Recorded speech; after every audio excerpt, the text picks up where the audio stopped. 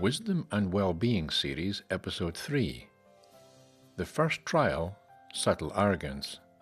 How disrespect quietly damages the body, and how to undo it.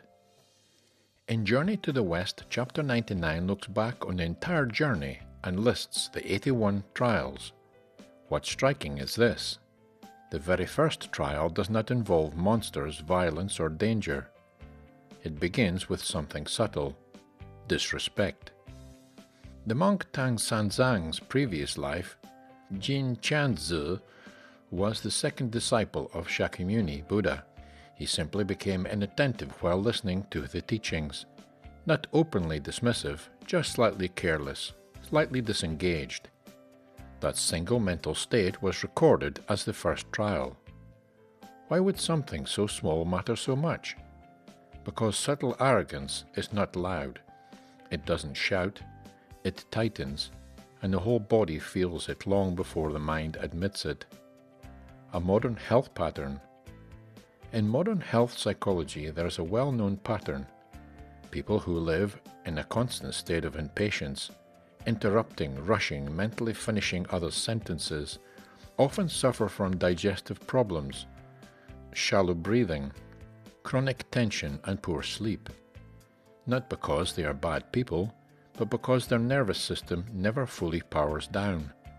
One common example is chronic stomach discomfort, not caused by food alone, but by emotions that are repeatedly swallowed, unspoken resentment, things that don't sit right, situations a person feels they must endure but can't accept.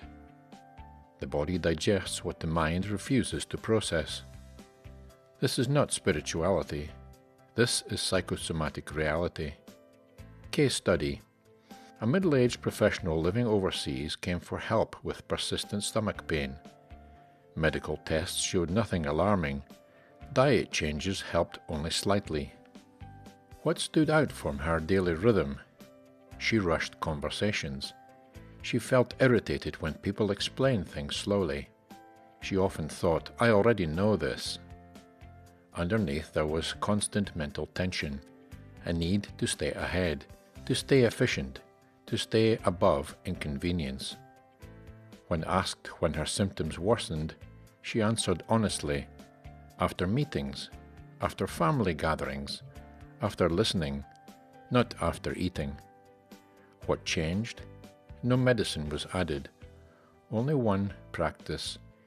She was asked to do one thing per day.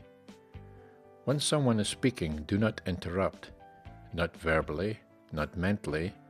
Let the sentence finish. At first this felt unbearable. Her body reacted before her mind agreed. But within 2 weeks something shifted.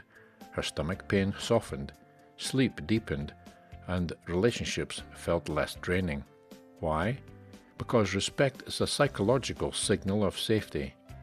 When the mind stops pushing, the nervous system relaxes. When the nervous system relaxes, digestion recovers. Respect is not humility. This is important. Respect does not mean lowering yourself. It means allowing space. Space for others to exist at their pace. Space for life to unfold without control.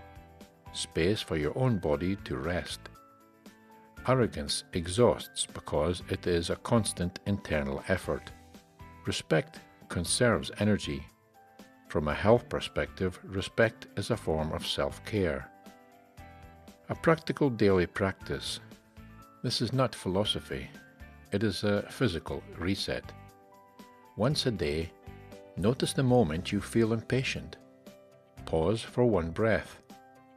Let the moment complete itself. That's it. You're not fixing others.